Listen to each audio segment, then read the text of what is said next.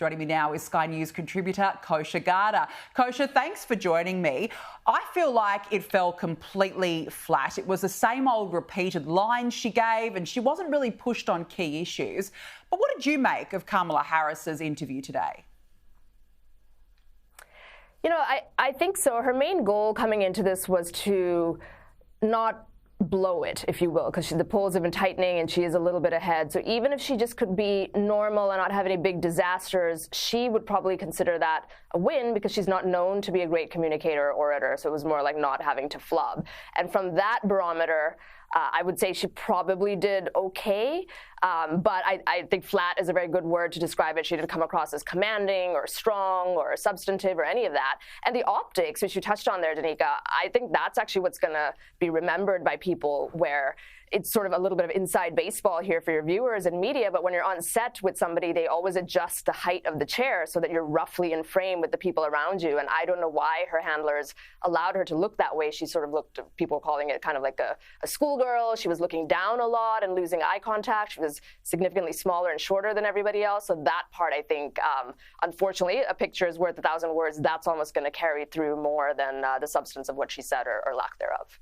Absolutely. It just looked so awkward and uncomfortable. And I've got to say that Tim Walz looked like a spare part for most of this interview, having to just sit there and nod until he was questioned over his military history. Now, he was asked about why he said he carried weapons in war but was never deployed in a war, and this was his answer. People are coming to get to know me. I speak like they do. I speak candidly. I wear my emotions on my sleeves, and I speak especially passionately about our children being shot in schools and around guns. So I think people know me. They know who I am. They know where my heart is. And again, my record has been out there for over 40 years to speak for itself. Kosha, what a bizarre and quite frankly insulting excuse to genuine military personnel. Him saying, "Oh, you know, I'm the everyday man." He didn't fight in a war, period.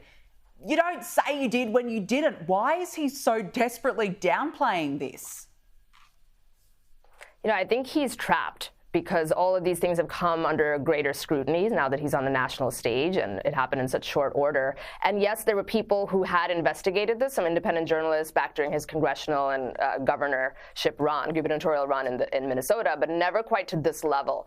And I think he's sort of between a rock and a hard place where he's only got one option: either apologize, and the fact is that he has repeatedly said that, so that the apology would be very tough to do, or pretend and obfuscate, and he's clearly going for option B.